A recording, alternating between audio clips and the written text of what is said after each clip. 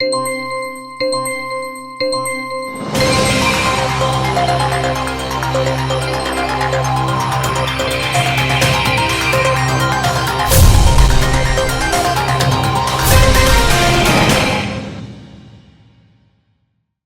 दर्शकों, बात आज के चैनल में आपका स्वागत है। मैं हूं पारुल शर्मा और पेश है आज की सच्ची बात पक्की बात।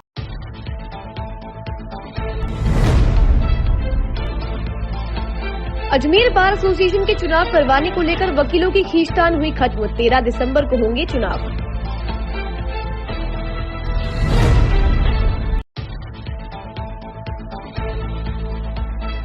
रामगढ़ थाना क्षेत्र में युवक पर धारदार हथियार से किया गया हमला। इलाज के दौरान हुई युवक की मौत।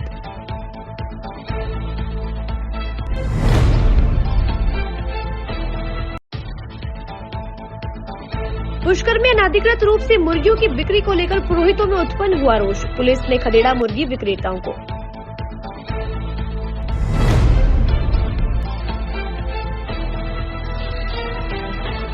रेलवे में कर्मचारी संगठन की मान्यता के लिए गदर। इस बार त्रिकोणीय होगा मुकाबला।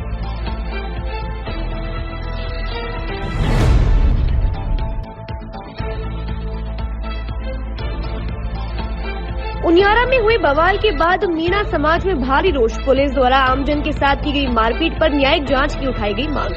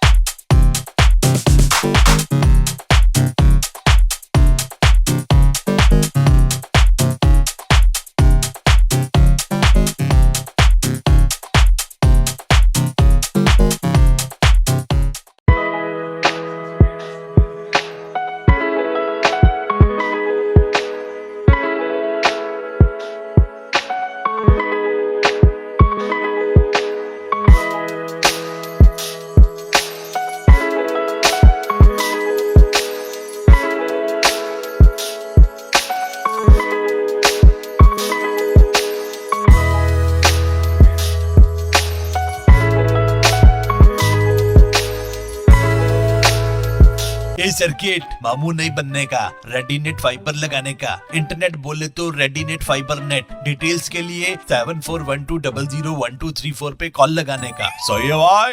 इंटरनेट बोले तो रेडीनेट फाइबर। अब शुरू करते हैं बातों का बेहतरीन सफर। अजमेर जिला बार एसोसिएशन के चुनाव कराने को लेकर वकीलों की बड़ी खींचतान आज समाप्त हो गई है। कई दिनों से चुनावी जंग के चलते वकीलों में दो गुट आमने सामने नजर आ रहे थे। एक गुट के द्वारा जहां 13 दिसंबर को चुनाव कराने की मांग की जा रही थी, तो वहीं वर्तमान कार्यकारिणी और वर्तमान अध्यक्ष चंद्रभान सिंह राठौर ने इस बार चुनाव नहीं कराने का फैसला लिया था। इसी से नाराज होकर कोर्ट के अधिवक्ता जितेंद्र खेतावत ने आमरण अनशन शुरू किया था। कोर्ट चुनाव पर गरमाई राजनीति और कोर्ट अधिवक्ता में बढ़ती आपसी खींचतान के कारण आज अजमेर जिला बार एसोसिएशन में एक साधारण सभा आयोजित की गई, जिसमें सभी अधिवक्ताओं की सहमति के बाद वर्तमान अध्यक्ष चंद्रभान सिंह राठौर ने 13 दिसंबर को कोर्ट के चुनाव कराने की घोषणा की है। साथ ही लॉ कमेटी के 3 सदस्यों को निष्कासित किए जाने की कार्यवाही को भी रद्द करते हुए चंद्रभान सिंह राठौर ने उन्हें पुनः लॉ कमेटी में बहाल किया, जिसके बाद दो गुटों में बटे अधिवक्ताओं ने एकजुट होकर वकील एकता के जिंदाबाद के नारे लगाए। इतना ही नहीं, आमरण अनशन पर बैठे जितेंद्र खेतावत को भी पानी और जूस पिलाकर उनका आमरण अनशन तुड़वाया गया। वो खत्म हो गया। वजह क्या रही? उन्होंने ये कहा था कि आपने बारीकी जो ये मांग की है चुनाव की, वो बड़ी गलत मांग की है, और वो उसके लिए जो आपने ज्ञापन दिया, आपने जो कुछ किया है वो भी बड़ा गलत है। अब वो सारी बातें खत्म हुई। अध्यक्ष जी ने खुद ने चुनाव डिक्लेयर कर दिया। हमने भी बाहर का चुनाव ही मांगा था और तो कुछ मांगा नहीं था। तो वो बाहर ने जब जनरल हाउस सबसे बड़ा है, जनरल हाउस ने एक मत होके कहा कि चुनाव जो राजस्थान की 271 बारों में हो रहे हैं वही चुनाव होंगे और उसी के अनुरूप होंगे। जो हमने लॉ कमेटी ने कल दिया है 3 दिन की जो डिले है उसको हमने कंट्रोल कर लिया। उद्बोधन में एक आखिरी बात ये भी कही थी कि लॉ कमेटी के सदस्यों का दुरुपयोग ना किया जाए। अब वो तो जिन्होंने कही उनसे पूछो, मैंने तो कही नहीं। वो तो जिसने आज की लॉ कमेटी का तो एक प्रेसिडेंट बन गया, आगे कोई भी अध्यक्ष भविष्य में कभी दुरुपयोग नहीं कर सकेगा। लॉ कमेटी में हम रहे न रहे, पर जो आने वाले हैं वो दुरुपयोग। आज अगर इसने भूख हड़ताल की तो इसको भी निकाल दो। क्योंकि इसने बार की एकता अखंडता के लिए कहा। तो एकता ये थी कि जो बार पूरी चाह रही है, जिन बच्चों ने चुनाव की प्रक्रिया शुरू कर दी उनको आप गला काट दोगे, क्या करोगे उनका? मैंने अगर मांग की, इन्होंने 400 दस्तखत के ज्ञापन है मेरे पास कि बार का चुनाव, हमने यही तो कहा भाई चुनाव कराओ। तो इसलिए कोई दुरुपयोग नहीं हुआ, और अगर कोई दुरुपयोग करने की बात कहेगा तो वो अपने आप बताए कि क्या दुरुपयोग हुआ। किस तरह आज तो कोर्ट में दिवाली बन रही है। आज ये जो हमारे अधिवक्ता साथी है जिन्होंने 5 नवंबर से लगातार ज्ञापन दे रहे थे, ये हमारी जीत नहीं है, उनकी जीत है। आज अधिवक्ताओं के संघर्ष से ये मुकाम मिला कि आज उनको ये घोषणा करनी पड़ी और बाहर के साथ आना पड़ा। हम उनका इस निर्णय का स्वागत करते हैं, वो भी हमारे भाई हैं। अब हमारा कोई मनमुटाव नहीं किसी से, जिनको चुनाव लड़ना है वो लड़े, जिनको प्रचार करना है वो करें, सब हमारे भाई हैं। मैं बार के साथ था, साथ हूँ और बार के साथ रहूंगा। मेरे को मेरी जिंदगी से खुदा कर सकता है अलग, बाहर से कोई अलग नहीं कर सकता। मैं सबके साथ हूँ और सबके साथ रहूंगा। लेकिन क्यों किया गया था? ये करने वाले ने गलत काम कर दिया, गलत फहमी में किया। ना मैंने कोई बाहर के एक वकील के खिलाफ कोई गलत एक्शन किया आज तक, ना कभी करूंगा मैं वकीलों के साथ। मेरे को जो किया था गलत किया, उन्होंने गलती मानी नहीं मानी उनकी मर्जी है। अब ये मेरा छोटा भाई है, अगर इसने गलती करी है, कैसे करी है, आज अब बहाल किया है, अपनी हाँ भरी है, जो भी करी है सब कुछ माफ। मैं कौन होता माफ करने वाला ऊपर है। अजमेर के रामगढ़ थाना क्षेत्र से ग्राम दौराई निवासी किशनलाल जाट पर गांव के ही व्यक्ति दिलीप द्वारा धारदार हथियार से हमला कर मौत की घाट उतारने का मामला सामने आया है, जिसके बाद सूचना पाकर रामगढ़ थाना पुलिस मौके पर पहुंची और मृतक को जेलन हॉस्पिटल ले जाया गया, जिसके बाद डॉक्टर ने उसे मृत घोषित कर दिया। साथ ही मृतक का पोस्टमार्टम करवाया जा रहा है। वह पुलिस ने मुकदमा दर्ज कर लिया है, वह मौत के कारणों की तलाश में जुट गई है। थाने पर सूचना मिली थी कि किशनलाल जाट निवासी दौरई को दिलीप सनफ शंकरलाल ने चाकू मार दिया, जिस पर मौके पर पहुंचे वह किशनलाल को अस्पताल लेकर आए, जहां डॉक्टरों ने उसे मृत घोषित कर दिया है। इसकी बॉडी मॉर्चरी में रखवाई गई है, वह प्रकरण दर्ज कर अग्रिम अनुसंधान किया जा रहा है। मारने वाला कौन है, क्या कारण रहे? मारने वाला दिलीप सनफ शंकरलाल जाट है, जो दौरई का ही निवासी है।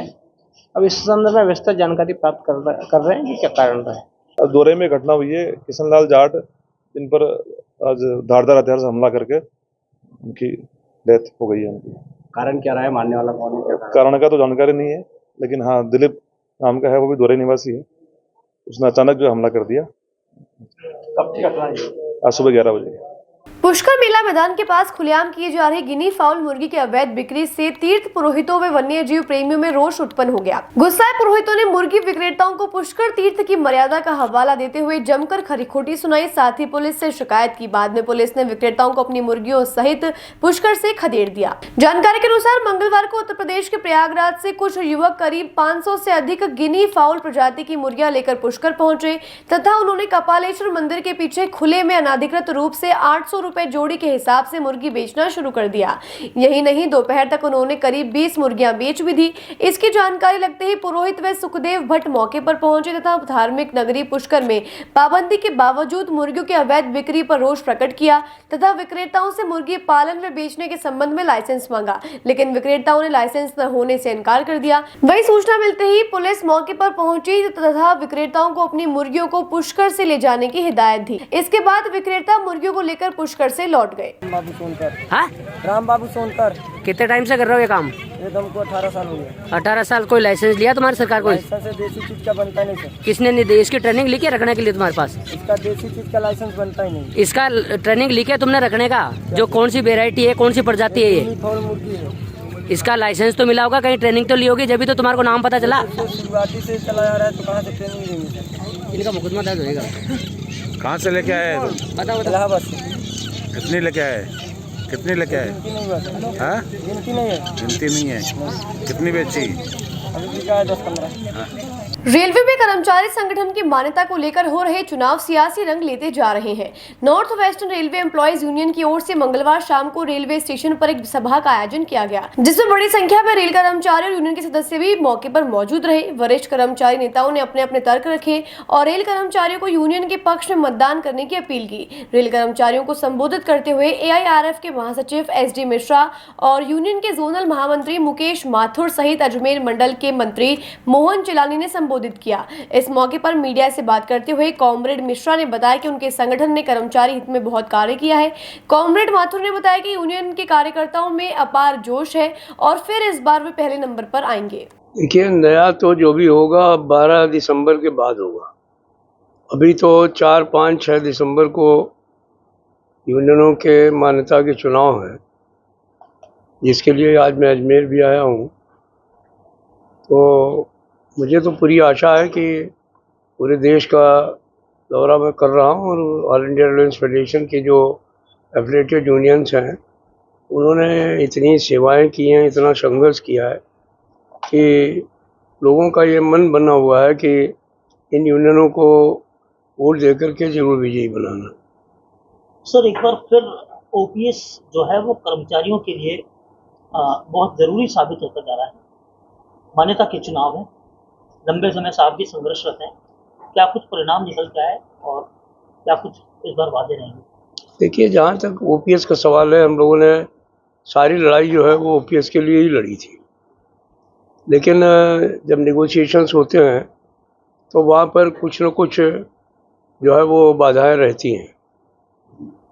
पुरानी पेंशन जो है वो NDA के ज़माने में जब BJP के प्रधानमंत्री अटल बिहारी वाजपेयी जी होते थे, उस समय आई और बाद में मनमोहन सिंह जी ने कांग्रेस की सरकार में उसको PFRD एक्ट में तब्दील कर दिया। हम लड़ाई जो है वो 2004 से लड़ रहे हैं, 20 साल हो गए हमको लड़ते हुए। इस संघर्ष के बाद एक जो सरकार ये मानने के लिए तैयार नहीं थी कि हम जो है वो कोई सोशल सिक्योरिटी जो है वो उनकी जिम्मेदारी है, उनको भी हम लोगों ने सोचने पर मजबूर कर दिया कि नहीं, सोशल सिक्योरिटी तो आपको देनी ही पड़ेगी। और यहाँ तक वो मजबूर हुए कि माननीय प्रधानमंत्री जी को दखल देना पड़ा। हमने कोई समझौता नहीं किया। हमने उनसे कहा कि जब तक आप जो OPS में पेंशन मिलती थी नहीं देंगे, तब तक हम कोई समझौता नहीं करेंगे। उन्होंने बहुत जो है वो कोशिशें की कि 40% पे मान जाए, ये हो जाए, वो हो जाए। हम लोगों ने नहीं माना। अल्टीमेटली 50% सैलरी और जो राहत, महंगाई राहत मिलती थी, वो उनको देने की घोषणा करनी पड़ी। उनको 40% OPS में मिलता है अभी जो है वो फैमिली पेंशन, वो 60% करना पड़ा। अभी 9,000 मिलती है जो है वो OPS में मिनिमम पेंशन, वो उनको 10,000 करनी पड़ी। वो कुछ नहीं देना चाहते थे रिटायरमेंट के समय में, तो उनको 1/10 2 बार करके 6 महीने की तनख्वाह अभी उन्होंने दी है। वो 35 साल करना चाहते थे कि 35 साल क्वालिफाइंग सर्विस होगी तब पेंशन मिलेगी, लेकिन ये हमारे संघर्ष का परिणाम है कि उनको 25 पे आना पड़ा। तो अभी करीब 80% से ज़्यादा जो OPS में चीज़ें हैं वो हम लोगों ने हासिल कर ली हैं। जो 15-20% बची हुई हैं उनको भी हम लोग हासिल कर लेंगे, उसमें कोई बहुत ज़्यादा प्रॉब्लम होने वाली नहीं है। हाथी निकल गया है, पूछ तो एक झटके में निकल जाएगी। सर, इस बार जो मान्यता को लेकर चुनाव है कि जहाँ मैं बैठा हूँ, north western railway employees union, वो बहुत धमाकेदार जीत के साथ आगे आने वाली है। और मैं ऑल इंडिया रेलवे फेडरेशन का महामंत्री हूँ, इसलिए मैं दावे के साथ कह सकता हूँ कि पिछली बार हम 16 जोन में रह गए थे, 1 जोन में रह गए थे, हम 16 जोन में थे। अब की बार हम 17 के 17 जोन में आने वाले हैं। पिछली बार हम 6 जोन में सिंगल यूनियन थे, अब की बार में हमें जो आशा है हम 10 जोन में सिंगल लाने वाले हैं। इस बार सरकार ने भी अपने कर्मचारियों का एक घटक तैयार किया है। इस देश में 70 साल के करीब उसने राज किया। जब मान्यता के पहले चुनाव हुए तो 9 जोन में उनका कहीं पता नहीं था, गायब हो गए थे। सरकार वो थी, MP MLAs को कहा गया था कि इनको चुनाव में मदद करो, पैसे से भी मदद की थी कांग्रेस ने। तो ये जो पॉलिटिकल पार्टीज़ का असर जो है वो रेलवे में नहीं होता है।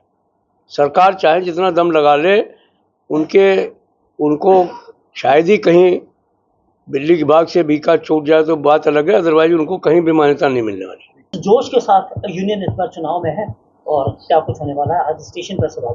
आज north western railway employees union Ajmer मंडल और कारखाना की ओर से रेलवे स्टेशन पर बहुत ही विशाल आम सभा आयोजित की गई और वहाँ के कर्मचारियों की संख्या को अगर हम अंदाज़ा लगाएं, उपस्थिति को देखें, लोगों के जोश को देखें, हमारे कार्यकर्ताओं के मनोबल को देखें तो बहुत बड़ी संभावनाएं हमारी इस बार बन रही हैं। 2007 में भी हम पहले नंबर पे थे, 13 में भी पहले नंबर पे हम रहे और इस बार चुनाव में भी हम पहले नंबर पे रहने वाले हैं।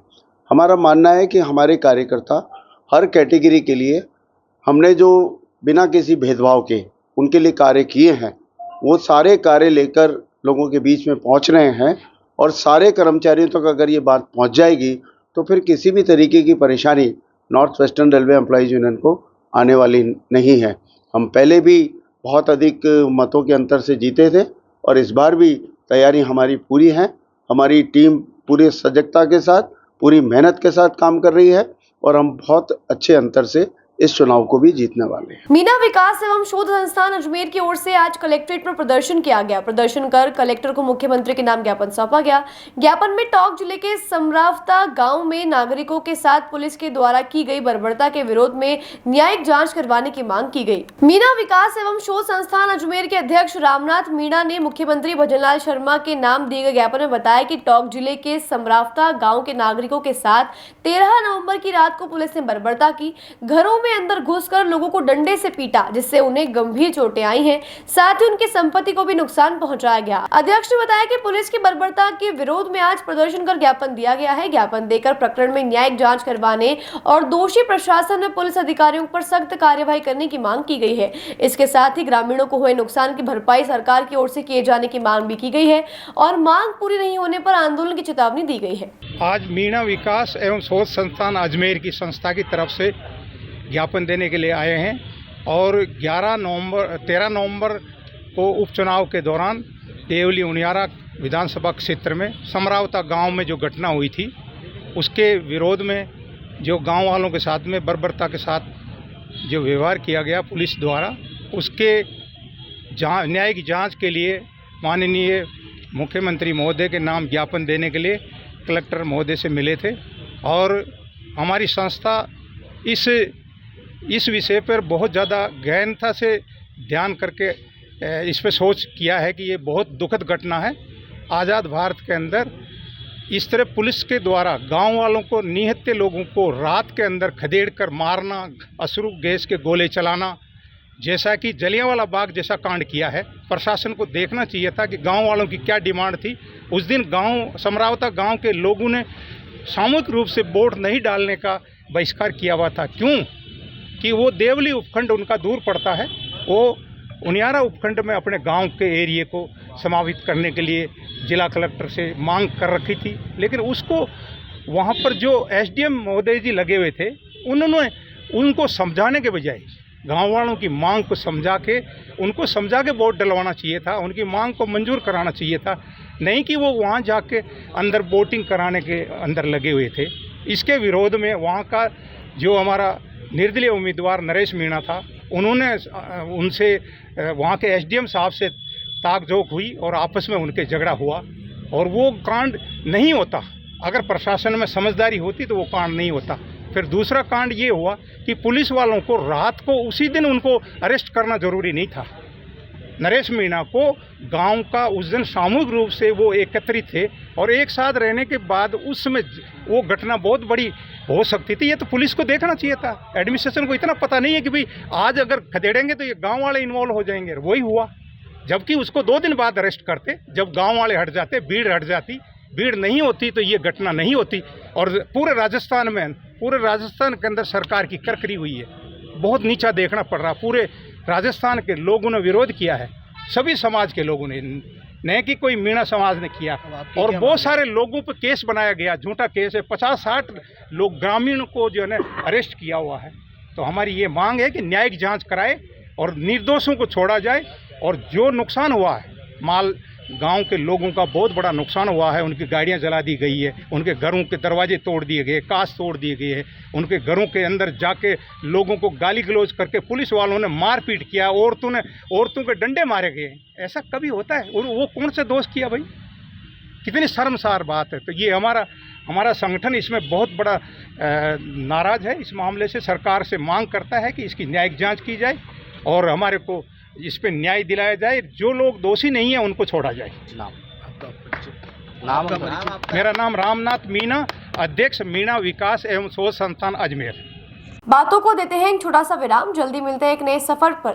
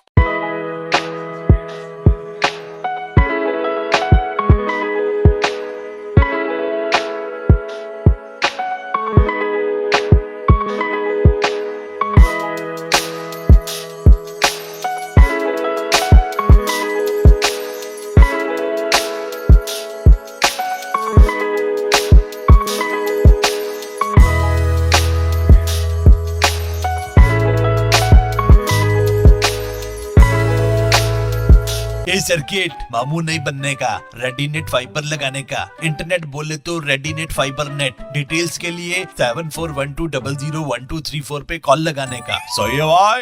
इंटरनेट बोले तो रेडीनेट फाइबर। एक बार फिर आपका स्वागत है। आइए चलते हैं एक नए सफर पर। चंद्रप्रदाय नगर स्थित ओंकारेश्वर महादेव मंदिर में अन्नकूट प्रसादी का आयोजन किया गया। इसके साथ ही हर सप्ताह के मंगलवार को आयोजित किए जाने वाले सुंदरकांड पाठ का भी आयोजन किया गया। इसका मुख्य उद्देश्य समाज के लोगों में एकता जागृत करना रहा। मैं रामनिवास चौधरी ए ब्लॉक विकास समिति का अध्यक्ष हूँ और हमारे यहाँ चंद्रप्रदाय नगर में विकास समिति बहुत सारे काम करवाती है, जिसमें ओंकारेश्वर महादेव का मंदिर है। विगत कई वर्षों से हर मंगलवार को यहाँ पर सुंदरकांड का पाठ होता है। यहाँ पर महिला योगा समिति एक मंडली बनी हुई है और वो हमेशा सुबह सारी महिलाएं योगा करती है। इसके साथ ही हर मंगलवार को सुंदरकांड के पाठ का आयोजन करती है। अभी ये सालाना प्रोग्राम है जो आज थोड़ा बड़े स्केल पे किया गया है, जिसमें अन्नकूट का प्रोग्राम और भंडारे का प्रोग्राम है। हमारी विकास समिति इसके अलावा पूरी कॉलोनी का मेंटेनेंस का काम करती है। विकास एडीए से, नगर निगम से, कलेक्टर से जो भी प्रशासन की सुविधाएं या उनसे जो मिल सकता है उनके द्वारा यहाँ पर बहुत सारे विकास के काम करवाए जाते हैं। मैं चंद्रप्रदाय निवासी लता शर्मा हूँ। ये हमारा ओंकारेश्वर मंदिर है। यहाँ पे साप्ताहिक काम सुंदरकांड करते हैं हर मंगलवार को और हमारे जितनी महिलाएं यहाँ पे जुड़ी हुई है वो सब अपनी सेवा स्वयं देती है, अपना समय भी देती है, अपना पैसे भी लगाकर अपने सारी सुविधाएं देती है और हमेशा हर मंगलवार यहाँ पर प्रसाद चढ़ाना, सुंदरकांड करना और बहुत अच्छे से करती हैं। और अभी हमारा वार्षिक जो होता है उसमें हम लोग सभी कॉलोनी का, बाहर से कॉलोनी का 1000 लोगों को हम खाना करते हैं और बहुत सुंदर तरीके से हमारा ये आयोजन हम करते हैं। अजमेर शहर के अंदर श्री हनुमत शक्ति जागरण अभियान के अंतर्गत साप्ताहिक मंगलवार को सुंदरकांड पाठ का आयोजन किया जाता है। इस प्रकार से इस मंगलवार तक लगभग 102 मंदिरों में नियमित रूप से और ये साप्ताहिक सुंदरकांड पाठ का आयोजन हो रहा है। उसी उपलक्ष्य में यहाँ भी अपना जो ओंकारेश्वर महादेव मंदिर है चंद्रबरदाई नगर में ए ब्लॉक के अंदर, उसका अन्नकूट का कार्यक्रम है। और जो नियमित सुंदरकांड पाठ होता है वो सुंदरकांड पाठ भी आज मंगलवार को यहाँ हो रहा है। हनुमत शक्ति जागरण मंच अभियान ये चाहता है कि हर मंदिर पर, हर मोहल्ले में इस प्रकार का साप्ताहिक हिंदुओं का मिलन हो। आज सब मोहल्लों की स्थिति ऐसी है कि लोग एक दूसरे को जानते तक नहीं, आना जाना लगभग बंद जैसा हो गया है। एक साथ जो पर्व त्योहार मनाने की हमारी परंपरा थी वो समाप्त हो गई, तो उसको पुनर्जीवित करने के लिए सप्ताह में एक बार मिले। तो लगभग 1.5 वर्ष से ही हमारा अभियान पूरे अजमेर में चल रहा है और 102 मंदिरों में होने के बाद इसका शतक समारोह हमारे कुंदन नगर में जो राजपूत छात्रावास है उसमें गत 14 अक्टूबर को वहाँ एक बड़ा आयोजन हुआ था। उसमें हमारे सारे भक्तगण लोग और इकट्ठे हुए थे। एक साथ एक दिन अगर हम हनुमान जी का आराधना करते हैं तो हनुमत शक्ति का एक जागरण होता है, उसका प्रभाव भी लोगों को दिखाई देने लगा है। इसलिए लोग बाग बड़े भक्ति भाव से ये कार्यक्रम करते हैं। और इस सुंदरकांड पाठ के साथ में हम भारत माता की आरती भी करते हैं। भारत माता की तस्वीर हर मंदिर में रहती है। आनंद प्रकाश गोयल, हनुमत शक्ति जागरण मंच का अध्यक्ष हूँ मैं और वैसे विश्व हिंदू परिषद केंद्रीय सह मंत्री। अजमेर के नला बाजार स्थित प्राचीन दक्षिण मुखी बालाजी मंदिर में अन्नकूट महोत्सव का आयोजन किया गया। इस दौरान 5100 किलो फल फ्रूट सब्जियों से बनाया गया अन्नकूट का प्रसाद का भोग लगाया गया। महाआरती के बाद अन्नकूट प्रसाद का वितरण भक्तों में किया गया। अन्नकूट महोत्सव में श्रद्धालुओं ने बढ़ चढ़ कर हिस्सा लिया। बता दें 35 वर्षों से लगातार अन्नकूट महोत्सव का आयोजन इस मंदिर में किया जा रहा है। ये बालाजी सेवा समिति द्वारा विगत 30-35 वर्षों से ये प्रोग्राम हो रहा है और इसमें पहले महाआरती का प्रोग्राम हुआ, उसके बाद में अन्नकूट प्रसाद वितरित किया गया। इसमें भक्तों ने बढ़ चढ़ के हिस्सा लिया और ये कम से कम 35 साल से लेकर 40 साल तक से पुराना प्रोग्राम है। इसमें 5100 किलो अन्नकूट का प्रसाद का भोग लगाया जाता है, फिर वितरित किया जाता है। बालाजी प्राचीन बालाजी मंदिर नला बाजार अजमेर बालाजी सेवा समिति के तत्वाधान के अंदर कई वर्षों से अन्नकूट महोत्सव का कार्यक्रम किया जाता है। इसके अंदर सभी नई जो सब्जियां आती हैं उनका मिश्रण करके और सभी नए धान का मिश्रण करके अन्नकूट बनाया जाता है। और इस वर्ष 5100 किलो का अन्नकूट बनाया गया है और 56 भोग की झांकी सजाई गई है। इसके अंदर सभी भक्तों द्वारा सहयोग किया जाता है और प्रसाद वितरण किया गया। आपका नाम? सुशील कंदोई, नला बाजार, बालाजी सेवा समिति अजमेर। अजमेर में आज एनसीसी कैडेट्स को यातायात व्यवस्था की ब्रीफिंग और मैनेजमेंट की ट्रेनिंग दी गई। इस ट्रेनिंग का उद्देश्य कैडेट्स को यातायात नियमों के प्रति संवेदनशील करना रहा। साथ ही भविष्य में किसी बड़े आयोजन के वक्त जरूरत पड़ने पर कैडेट्स को सेवाएं ली जा सके, इसके लिए भी उनको प्रशिक्षण दिया गया। आपको बता दें कि यह प्रशिक्षण अजमेर के विभिन्न चौराहों पर 1 हफ्ते के लिए दिया जा रहा है। इसमें कई विद्यालयों के एनसीसी कैडेट शामिल रहेंगे। इसमें आज वैशाली नगर बीकानेर मिष्ठान भंडार के पास एनसीसी कैडेट्स को प्रशिक्षण दिया गया। यातायात व्यवस्था को लेकर किस तरह गाइडलाइन दिया जाएगी? एक ये यातायात पुलिस अजमेर ने नई पहल की है, जिसके अंतर्गत हम जो एनसीसी कैडेट्स हैं उनको हम सड़क पे लाके उनको हम दिखाना चाहते हैं कि यातायात का मैनेजमेंट कैसा होता है। इससे हमें जो मुख्य फायदे जो होंगे, सबसे पहले तो ये खुद सेंसिटाइज होंगे कि कैसे यातायात मैनेजमेंट होता है, क्या क्या यातायात के रूल्स होते हैं और हमें उनकी पालना करनी चाहिए। दूसरा, इससे हमारा भी एक डाटाबेस तैयार हो रहा है जिसमें हमें पता चल रहा है कि किन किन को हमने ट्रेनिंग दी है, ताकि अगर भविष्य में कोई यातायात की समस्या आती है या कोई मेला मैनेजमेंट ऐसी कोई समस्या आती है उनमें हम इनका यूज कर सकते हैं। इसके अलावा एक हमारा टारगेट ये भी है कि जो लोग रोड पे जाएंगे वो देखेंगे कि बच्चे खुद ट्रैफिक मैनेजमेंट कर रहे हैं, तो उनमें भी ट्रैफिक सेंस आएगा, थोड़ा वो समझेंगे कि हमें यातायात नियमों की पालना करनी चाहिए। आमतौर पर पहले जो पब्लिक है संदेश की हेलमेट लगाना वगैरह यातायात पालना।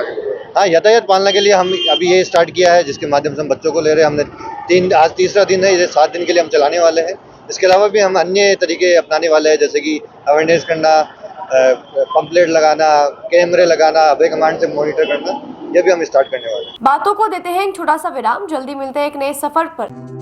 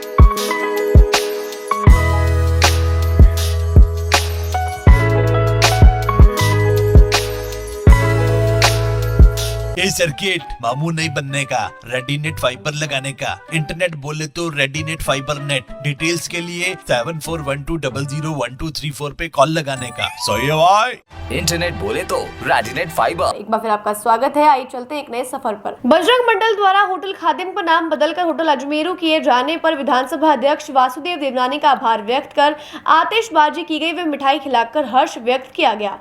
इससे निश्चित ही आने वाले सभी पर्यटकों को अजमेर की गौरवमय इतिहास की जानकारी होगी। बजरंग मंडल महामंत्री रचित कच्छावा ने बताया कि विधानसभा अध्यक्ष वासुदेव देवनानी द्वारा अजमेर के कल्याण के लिए लगातार प्रयास किए जा रहे हैं। उसी क्रम में देवनानी ने पर्यटन विभाग एवं Rajasthan tourism development corporation limited को निर्देश दिए थे कि अजमेर में कलेक्ट्रेट के सामने स्थित होटल खादिम का नाम बदला जाए और होटल अजमेरू किया जाए। अजमेरू अजमेर के संस्थापक महाराजा अजयराज चौहान के नाम पर पड़ा था। यह होटल अजमेर आने वाले सैलानी, अधिकारी, कर्मचारी व आमजन के ठहरने की प्रसिद्ध जगह है। ऐसे में अजमेर आने वाले प्रत्येक सैलानी तक आसानी से कनेक्ट करने के लिए होटल का नाम अजमेरू होना चाहिए। साथ ही देवनानी ने अजमेर के किंग एडवर्ड मेमोरियल का भी नाम बदलकर प्रसिद्ध संत स्वामी दयानंद सरस्वती के नाम पर करने के निर्देश प्रदान किए हैं। रेलवे में मान्यता प्राप्त कर्मचारी संगठन का दर्जा प्राप्त करने के लिए होने जा रहे चुनाव त्रिकोणीय होते जा रहे हैं। इससे पूर्व north western railway employees union और उत्तर पश्चिम रेलवे मजदूर संघ की प्रबल दावेदार के रूप में सामने आए थे, लेकिन इस बार भारतीय मजदूर संघ से संबंध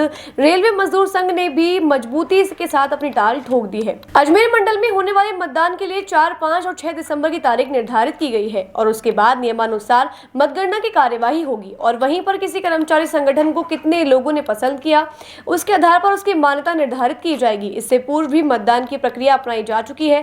माना जा रहा है कि रेलवे कर्मचारी संगठनों के बीच मान्यता को लेकर होने वाली है चुनाव किसी सियासी रंग में रंग चुके हैं। इनके चलते चुनाव के दौरान रेलवे कर्मचारी संगठन अपने मतदाताओं को पूरी तरह से रिझाते हैं उनके पक्ष में मतदान के लिए। तो वहीं दूसरी ओर यह भी दावा किया जा रहा है कि कर्मचारी की समस्या का निस्तारण करवाने में उनकी भूमिका रहती है।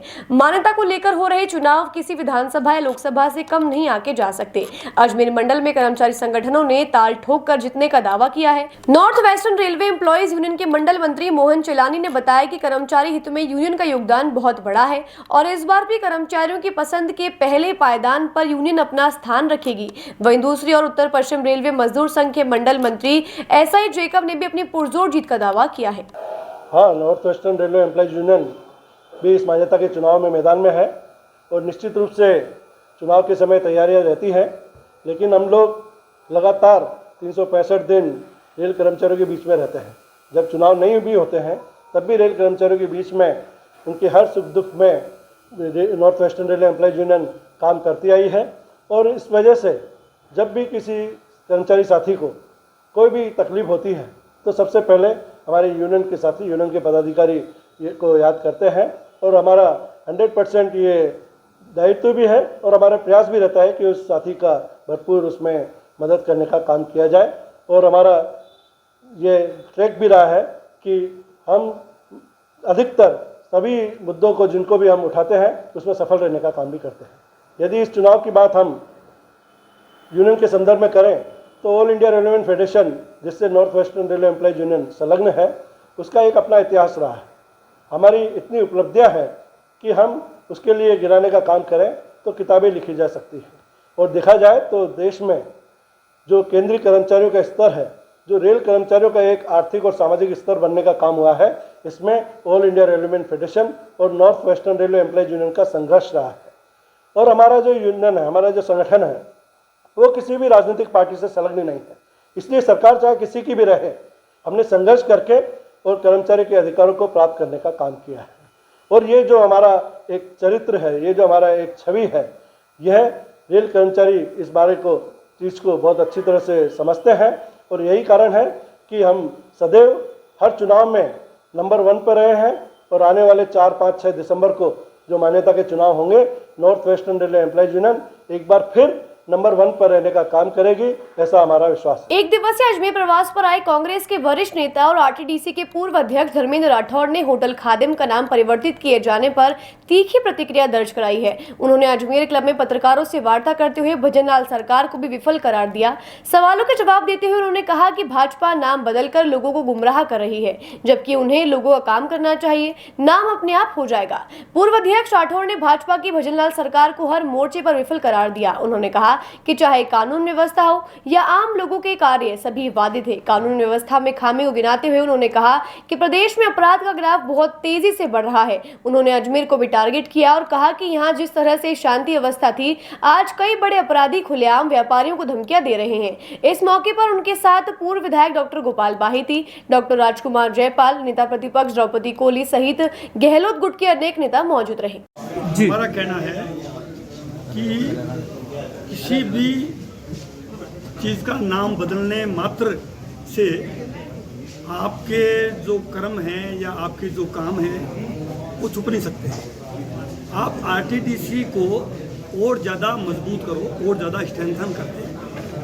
आरटीडीसी की एक होटल अजमेर में और बनती, वो 5 स्टार कैटेगरी की होती और उसका नाम आप जो अजय पाल चौहान साहब हैं, जिन अजय मेरू जो किया आपने, उनके नाम से करते तो ज़्यादा खूबसूरत होता, हम सबको अच्छा लगता। आपने आरटीडीसी में जब जब सरकार आपकी आई है उसको बंद करने की आपने नियत रखी। कर्मचारियों को आपने टाइम पे सैलरी नहीं दी। इवन कर्मचारी को निकालने के लिए आपने रिवर्स डेपुटेशन पे भेज दिया। आरटीडीसी की होटलों की हालत ये थी, आप सब लोग देखते थे, कोई रुकने की स्थिति में कोई रुकना का मन नहीं करता था। उन सारी होटलों को हमने अच्छा उनको रिन्यूएट किया। आज 3 स्टार कैटेगरी की जो होटल खादी में वो बन गई। पुष्कर की सरोवर भी आप देखोगे तो आपको लगेगा अभी हमारी होटल फुल थी वो होटल। तो इनको हम ये सलाह देना चाहते हैं कि आप नाम बदलने से आपका काम चलने वाला नहीं है। आप अजमेर की जनता को काम करके बताओ और काम करोगे तो जनता आपको याद करेगी। नहीं तो कई सरकारें आई, कई गई, लोग भूलने में टाइम नहीं लगाते हैं। ये कब तक आप इन बातों से काम चलाओगे, कब तक आप अपने काम नहीं करने की से छुपोगे? आप नाम के पीछे छुप रहे हो आप, इसे ऐसा लगता है। डॉक्टर साहब सलाह देंगे या विरोध भी होगा? हमने अभी आपको आपत्ति दर्ज कराई है। हम हमारे पार्टी हाईकमांड से बात करके आगे जब भी कोई बात गैरवाजिब करते हैं तो हमारा प्रोटेस्ट करने का विपक्ष में हमारी भूमिका है। हमें जो बात सरकार के ध्यान में लानी चाहिए ज्ञापन के माध्यम से लाते हैं। लगता है कि हमको धरना प्रदर्शन देना चाहिए, धरना प्रदर्शन करना चाहिए, वो भी हम करते हैं। तो जैसी हालात होती है उसके अकॉर्डिंग कांग्रेस पार्टी विपक्ष की भूमिका सशक्त रूप से निभाती है। आरटीडीसी के अलावा और भी जगह है उनके भी नाम बदलने की तैयारी है। हाँ, तो मैं कह रहा हूँ ना, ये अनफॉर्चुनेट है कि मैं ये कह रहा हूँ कि अजमेर के जो नागरिक हैं उनकी सुरक्षा के लिए, अजमेर की नागरिकों के लिए, रोजगार के लिए, उनके लिए काम करें तो नाम ज़्यादा बेटर होगा। इनका नाम अपने आप हो जाएगा, नाम बदलने से नाम नहीं हो। अभी आपने लॉ एंड ऑर्डर की बात करी, राजस्थान में लॉरेंस बिश्नोई की गैंग सक्रिय हो रही है, क्या कहेंगे? अब देखो ना कितना, ये जब विधानसभा चुनाव से पहले लॉ एंड ऑर्डर के बारे में बड़े बड़े होर्डिंग यहीं कलेक्ट्रेट के सामने लगा हुआ था, एक होर्डिंग मुझे अभी भी याद है। आज आप ताज्जुब करेंगे कि कितना अपराध के आंकड़े अगर आप देखोगे, आए दिन तो लॉरेंस गैंग हो और चाहे कोई दूसरी गैंग है, वो धमकियां दे रही है बड़े बड़े व्यापारियों के। अजमेर में भी आप देख रहे हो, अजमेर की हालात भी आपसे छुपी हुई नहीं है। मतलब ऐसी स्थितियां एक साल में बन गई कि सरकार हर मोर्चे पे पूरी तरह फ्लॉप है, पूरी तरह फेल। उपचुनाव और महाराष्ट्र चुनाव को लेकर महाराष्ट्र में हम सरकार बनेगी महाविकास आघाड़ी की, और उपचुनाव में हम मेजोरिटी में सीटें जीतेंगे।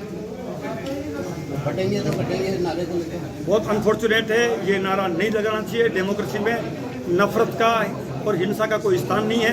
राहुल गांधी ने कहा है कि नफरत के बाजार में मोहब्बत की दुकान खोलेंगे। हम अजमेर की जो कल्चर है, यहाँ की सप्लाई कितने घंटों में हो रही है, आप तो सारे बुद्धिमान हैं, इंटेलेक्चुअल हैं और यहाँ के सिटीजन भी हैं। कितने घंटे पानी आ रहा है?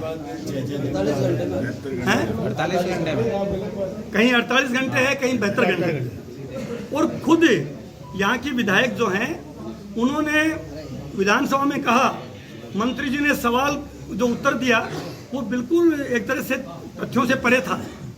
तो कहने का मतलब है कि इनको इंतजाम करना चाहिए पीने का पानी का, इंतजाम करना चाहिए अच्छी सड़कों का, इंतजाम करना चाहिए। मैं कह रहा हूँ कोटा जैसा बनाया है वैसा अजमेर का डेवलपमेंट हो, ये बात करनी चाहिए। अजमेर में आरपीएससी है, लोग बातें कर रहे हैं कि आरपीएससी को भी शिफ्ट किया जा रहा है जब वो नहीं होनी चाहिए, हम साथ हैं इनके। लोग बातें कर रहे हैं हमारा जो टैक्स बोर्ड है वो यहीं रहना चाहिए। रेवेन्यू बोर्ड की जो अलग अलग ब्रांचें खुल रही हैं, रेवेन्यू बोर्ड की भी, रेवेन्यू बोर्ड अजमेर की नाक है। रेवेन्यू बोर्ड की सर्किट बेंच नहीं होनी चाहिए, अजमेर में ही रहना चाहिए। अजमेर का अपना, आपको पता है, अजमेर मेरवाड़ा का अपना एक इतिहास रहा है। अजमेर का, मेरवाड़ा का अपना, यहाँ सीएम बैठते थे, हरिभाऊ उपाध्याय जी का बहुत बड़ा नाम रहा, कोल साहब का यहाँ बहुत बड़ा नाम रहा। तो उनके नाम से कुछ ऐसा काम करते जो कि, और एक सबसे बड़ी सूचना आपको दूँ, जो डॉक्टर बाहिर साहब भी बता रहे थे कि जब विलय हो रहा था 1956 में अजमेर का, अजमेर मेरवाड़ा स्टेट का राजस्थान में, उस वक्त ये एग्रीमेंट हुआ कि 10 करोड़ रुपए अजमेर के नाम पे राजस्थान सरकार देगी। वो पैसा आज तक अजमेर को नहीं मिला है। अगर उसको ब्याज और उस पर लगा दी जाए तो वो पैसा अजमेर को मिले, ताकि अजमेर का, जब अजमेर के जनप्रतिनिधि, ये बात करनी चाहिए, इनको बात असल में करनी चाहिए अजमेर के लोगों के विकास की, अजमेर के बच्चों के भविष्य की, नौकरी की, अजमेर के डेवलपमेंट की, अजमेर की पानी की समस्या का समाधान की, अजमेर के जितने भी धार्मिक स्थल हैं उनका मरम्मत की, जीर्णोद्धार की, ये बातें करनी चाहिए। ये बात, नाम बदलने से काम चलने वाला नहीं है। तो कम से कम राजनीति बिल्कुल नहीं करनी चाहिए। दूसरी जो बात मैं कह रहा हूँ कि इतने जनप्रतिनिधि अजमेर में जो हैं वो पहले कभी नहीं रहे, सरकारों में हैं, तो उनको तो अजमेर को कोटा से ज़्यादा बढ़िया चमका देना चाहिए। कोटा जैसा बनाया धारीवाल जी ने, अब मौका मिला इनको सरकार में, महत्वपूर्ण पदों पे बैठे ये लोग, इनको कोटा से कंपटीशन करके कोटा से बेटर बनाना चाहिए। और उसको नाम फिर ये कुछ भी करें, यानी अपना प्रोजेक्ट में अपना नाम करें तो ज़्यादा बेटर हो। दुर्भाग्य की बात है कि कभी इंदिरा रसोई गैस का नाम बदल देते हैं। पहले राजीव गांधी भवन थे, उनका नाम इन्होंने अटल भवन रख दिए। मतलब अटल जी का भी व्यक्तित्व बड़ा था, उनका भी कुछ अलग भवन पंचायत में बनाते, उसका नाम करते। इंदिरा जी बहुत बड़ी हमारी नेता रही है। तो नाम बदलने से आपका काम चलने वाला नहीं है। आप नाम बदल के अपन उस नाम के पीछे छुपना चाह रहे हो, वो छुप नहीं सकोगे आप ऐसा काम करो कि आपका नाम इतिहास में नाम उसी का रहेगा जो कुछ करके जाएगा। नाम बदलने वालों का कभी कोई बहुत बड़ा नाम रहा नहीं है। ये तो किसी समुदाय को आप राजी करो, किसी समुदाय को आप, ये वोट की राजनीति कम से कम नामन में तो नहीं होनी चाहिए। ये हमारी दरख्वास्त है। कुछ करोगे क्या इससे? आप लोग कुछ करोगे? कांग्रेस कुछ करेगी इस पे? हमने आपको बात कही ना कि नहीं करना चाहिए उनको, उन्होंने तो कर दिया, आप लोग कुछ करोगे इसका विरोध? हमने हमारी आपत्ति दर्ज कराई है। आज पहली बार आपसे बात की है। अभी जब हमको पता पड़ा, जो यहाँ के आप सबसे मुखातिब भी हो रहे हैं, इसके लिए आगे क्या हम, हमारे जो शीर्ष नेतृत्व है उनसे भी बात करेंगे, यहाँ की जन भावना क्या है उससे भी। बल्कि हम तो ये भी कहेंगे, अगर इनको नाम भी बदलना था तो कम से कम अजमेर के जो जनता है, जो यहाँ की जन भावना क्या है, कम से कम उनसे मैंडेट लेते। अब तो जमाना आ गया है प्लेबिसाइट का, कि कोई भी अगर निर्णय करते हो तो जनता से समर्थन है कि नहीं उस फैसले का, तो आपको प्लेबिसाइट करा लेते। आजकल तो मोबाइल पे वोटिंग हो जाती है कि ये काम करना चाह रहे हैं हम, ये नाम बदलना चाह रहे हैं, ये हम कोई नया प्रोजेक्ट करना चाह रहे हैं, तो मोबाइल से वोटिंग करा दो। विरोध जताओगे आप लोग? कांग्रेस विरोध जताएगी? भाई हम हमारी आपत्ति दर्ज इसीलिए करा रहे हैं, और आगे हमें क्या करना है ये हमारे कांग्रेस पार्टी के जो हाईकमांड है, हमारा शीर्ष नेतृत्व है, सबसे मिलके, और हम इस बारे में बहुत आगे बात करेंगे। लेकिन आपके सामने आपत्ति जता रहे हैं कि हमें अजमेर के संस्थापक महाराज अजयपाल चौहान जी को हम बहुत गर्व से उनका नाम लेते हैं, और उनका नाम बहुत बड़ा नाम है। पृथ्वीराज चौहान का बहुत बड़ा नाम है, पूरी दुनिया में उनका नाम है। हम सब उनके परिवार के ही लोग हैं, हम सब उनके परिवार के ही लोग हैं। पृथ्वीराज चौहान के परिवार के लोग हैं, हम अजयपाल चौहान के परिवार के लोग हैं। तो उनके नाम को और अच्छा सा, मतलब सिवाय इस ढंग की बातें करके और किसी भी भावना, एक व्यक्ति की भावना, राम राज्य किसको कहते हैं? राम राज्य कहते हैं किसी एक व्यक्ति की भावना भी को ठेस नहीं पहुंचे, उसको राम राज्य कहते हैं। ये राम राज्य की कल्पना की बातें करते हैं, लेकिन इनकी करनी और कथनी में बहुत फर्क है। न ये भगवान राम के बताए रास्तों पे चलते हैं, न ये गाय की सेवा करना चाहते हैं, न ये मंदिरों की सेवा करना चाहते हैं, न ये गरीब का काम करना चाहते हैं। ये सिवाय अपना जो इनका जो एजेंडा है वो देश को, जनता को बांट के और अपना राज करना चाहते हैं, वो अब नहीं चलेगा। सारे पुष्करवासी बहुत खुश थे। ये सरकार सनातन की गाय की बात करती है, लेकिन आप देख रहे हो कि पुष्कर का भी अभी 1 साल हो गया है, पुष्कर के बारे में भी इनका कोई दृष्टिकोण, बातें जरूर चल रही है कि हम ब्रह्मा कॉरिडोर बना रहे हैं, उसको कैसे बनाएंगे, कैसे करेंगे, लोगों को जो वहाँ ऑलरेडी बसे हुए लोग हैं उनको रिहेबिलेट कैसे करेंगे, मुआवजा देंगे कि नहीं देंगे, तोड़ फोड़ होगी कि नहीं होगी। बातें हो रही हैं लेकिन असल में कुछ हो नहीं रहा है।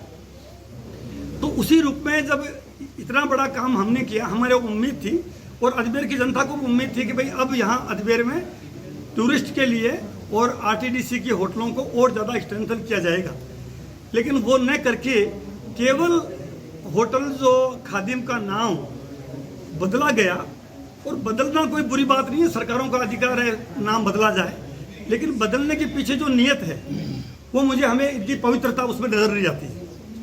अगर आपको होटल और बनानी चाहिए, हमारी तो ये मांग थी कि एक 5 स्टार होटल आरटीडीसी की और नहीं बनाते और फिर उसका नाम अजमेरू करते तो वो ज़्यादा बेटर होता।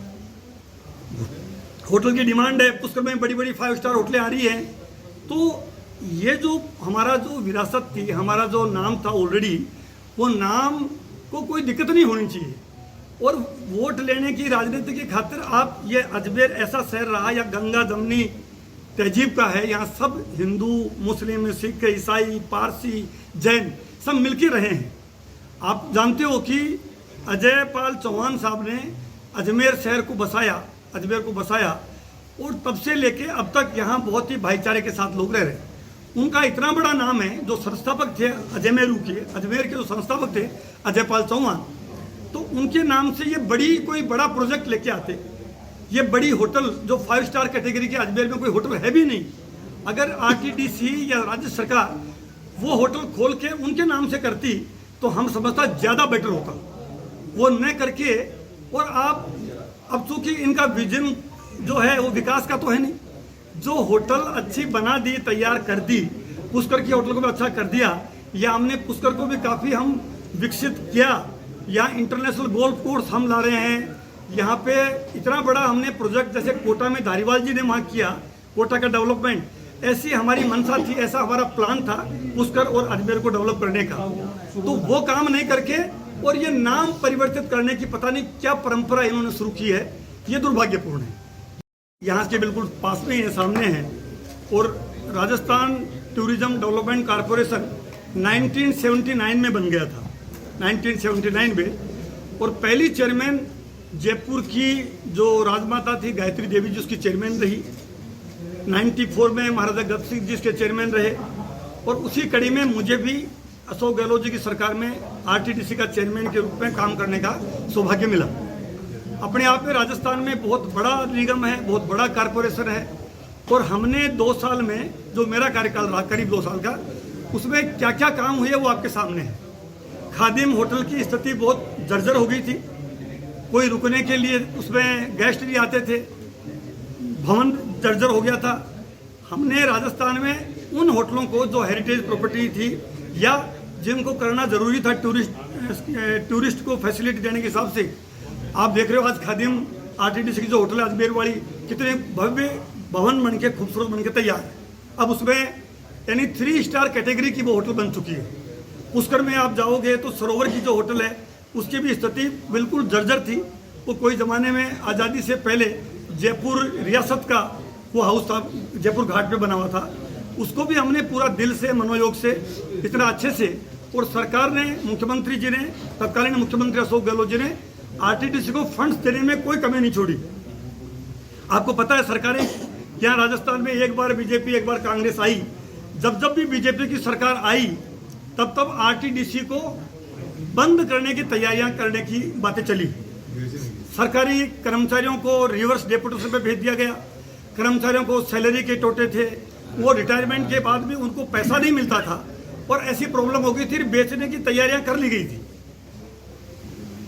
जब भी गहलोत साहब मुख्यमंत्री बने, आरटीडीसी की होटलों को स्ट्रेंथन करने का प्रयास किया। मेरे को जो कार्यकाल मिला आपके सामने है, पुष्कर और जो अजमेर वाली होटल है उसका विजिट किया है। पत्रकारों के लिए भी हमने उसमें रियायतों दर पे रुकने का, खाने का इंतजाम किया। कहने का मतलब है पूरी आरटीडीसी का हमने काया पलट किया। हमने पहले सोन व्हील जो ट्रेन है वो चलाई, हमने पहला नया इनोवेशन किया, हेलीकॉप्टर जाय राइड शुरू किया। हेलीकॉप्टर जाय राइड पहला अभिनव प्रयोग था और वो बड़ा सक्सेसफुल प्रयोग रहा। अजमेर को नया टूरिस्ट डेस्टिनेशन बनाएं, टूरिस्ट पॉइंट बनाएं। भैरू घाटी को हमने कैसे डेवलप किया आपके सामने है। पुष्कर को हमने पुष्कर विकास प्राधिकरण बनाया, ब्रह्मा मंदिर का जीर्णोद्धार किया और पुष्कर सरोवर में जिस जगह से गंदा पानी जाता था, बरसों पुरानी समस्या थी, उसको भी हमने उसी वक्त इसको प्राथमिकता पे लेके मुख्यमंत्री जी खुद भी महादीपदान कार्यक्रम किया, पशु मेला लगा, उसमें मुख्यमंत्री जी को भी हम लेके आए। आज के लिए बस इतना ही। कल फिर होगी आपसे मुलाकात, तब तक के लिए दीजिए इजाजत। नमस्कार।